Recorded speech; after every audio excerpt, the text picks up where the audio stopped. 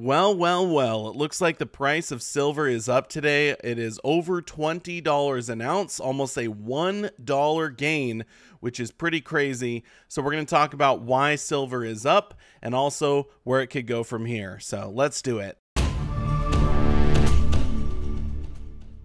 Thank you so much for watching my video. I do sincerely appreciate it. Here we are over at sdbullion.com looking at the price of silver. And as you can see, we are up over $20 an ounce. It's at $20.10 right now, up 89 cents on the day. So that's quite a big jump up. Just a few days ago on July 25th, silver was down at $18.40. I think it dipped a little bit lower than that intraday. And now we're up over 20, so quite a big change in the last few days. And obviously there was some big news that came out today, so we will talk about that in a second. But first I want to show price of gold is also up. We are again $24 on the day to $17.62. So gold's moving up, silver's moving up, but if we look at the gold silver ratio, we can see it's going down, which means silver is moving up faster than gold. This is pretty much what it does. When gold and silver both move up or both move down, silver moves faster. We can see that with the decline of the gold-silver ratio. It's down in the 80s now. Now, if we pop back over to silver and we zoom out year to date, we can see silver is still quite a bit lower than it was earlier in the year. I guess we had a high of $26.46. So we're still way lower than that at the moment. There's a lot of ground sort of to make up to get back to that high. And, you know, how quickly are we going to cover that ground? I'm not sure. You know, this little pop we're having today, is this just a blimp? You know, did we hit the bottom already? Or is silver going to go back down again? Time will tell, but let's get to the news that recently came out to sort of cause all of this to happen, and then everything will make more sense. But first, I want to mention SD Bullion is still doing a giveaway, 500 American Silver Eagles. You can see that right there. If you want to check out their giveaway for yourself, it will be the first link down below in the description. Good luck to all of you. That's quite a bit of silver to win. And so let's check out the news. Gold price holding solid gains as US GDP drops 0.9% in Q2. So if you thought we were in a recession, then you were correct. We are in a recession. Now, I know the mainstream media is going to say, oh, but the National Bureau of Economic Research has to declare we're in a recession. So technically, 2 quarters of negative GDP does not necessarily mean it's a recession.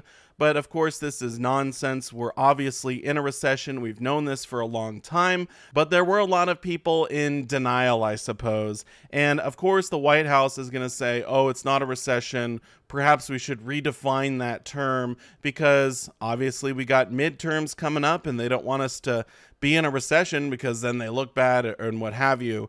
And so, you know, regardless of what mainstream media says, regardless of what the White House says, you and I know, yes, we are in a recession. I think it's just a matter of time before the National Bureau of Economic Research is going to also say, yes, we are in a recession. And this is probably going to last for several years. So I think this is kind of still just the start of it.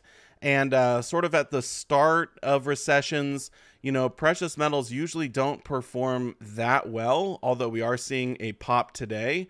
So I'm kind of thinking silver has a chance of dipping down again in the next few months, and we might get another buying opportunity. But it is also possible that we hit the bottom a few days ago, and it's just going to go sideways or up from here. But either way, long term, this decade, I am very, very bullish on precious metals, both silver and gold, but because silver is more volatile, like we talked about before, I think silver is going to outperform gold and narrow that gold to silver ratio, and we're really going to see silver shine here in the next few years. Now let's dive into this article and dissect what Niels is saying here. This article just came out I guess a few hours ago. So at the start here, it might not be an official recession just yet, but the U.S. economy contracted for the second consecutive quarter. Thursday, Commerce Department said in its advanced reading that the U.S. gross domestic product fell 0.9% in the second quarter, missing market estimates for a 0.4% increase. Yes, the market estimates were saying, hey, we're doing okay, no big deal. GDP is probably going to go up, but they were clearly wrong. It went down. The decrease in real GDP reflected decreases in private inventory investment, residential fixed investment, federal government spending, state and local government spending, and non-residential fixed investment that were partly offset by increases in exports and personal consumption expenditures, the report said.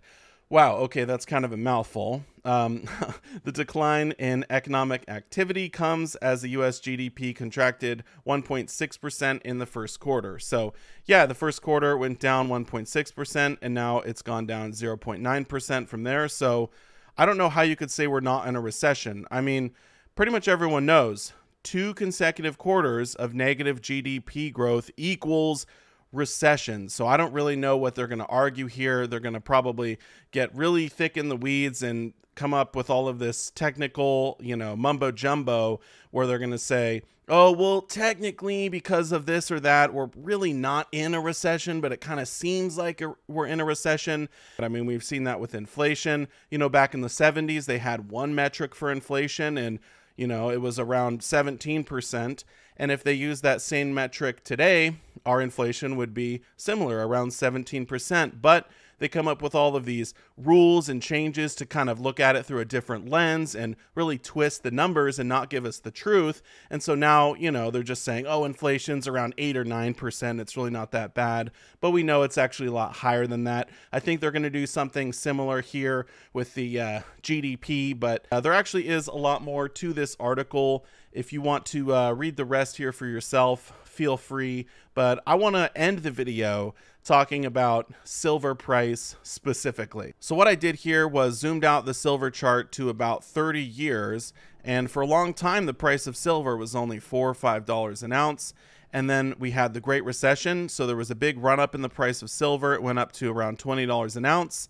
And then we saw silver drop. So are we going to see silver drop here over the next few months? I think that's very possible. I have showed this off in previous videos, but now that we're in a recession, let's talk about it one more time. And in fact, let's go ahead and zoom in on the chart here. Now, officially, the dates for the Great Recession are December 2007. So let's go ahead and find that on the chart, and we will see where it was. And so silver was around $14 an ounce. And then the recession ended in June of 2009.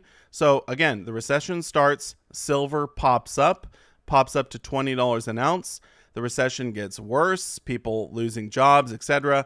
Price of silver comes down quite a bit, right? I mean, it went from $20 all the way to $10 an ounce. Are we going to see an exact repeat of that? Maybe, maybe not. I mean, I kind of don't think we will. Obviously, it doesn't always happen the same way, but this is just an example to sort of give you an idea. And then the recession ended in June 2009. So March, April, May, June, and silver was around $15 an ounce at the end of the Great Recession.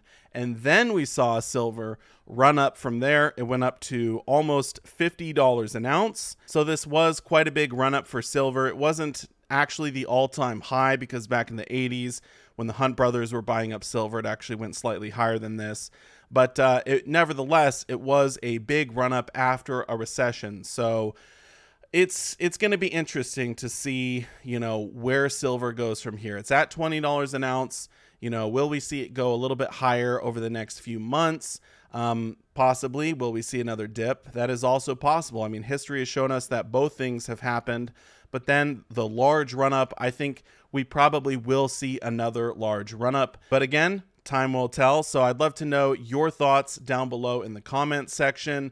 Now that we are in a recession, how long do you think it's going to be before the Fed actually pivots and stops fighting inflation? Where do you think silver price is going to go from here? Will it go up? Will it go down? Did we already hit the bottom? And then how high will it go when it eventually runs up? I've said in previous videos, I think we could see silver go down to maybe $15 an ounce and then run up to $75 an ounce this decade. I still think that's very possible. Nothing's changed. So again, we'll have to wait and see. But thank you so much for watching the video, and I will see you all in my next one. Silver Dragons out.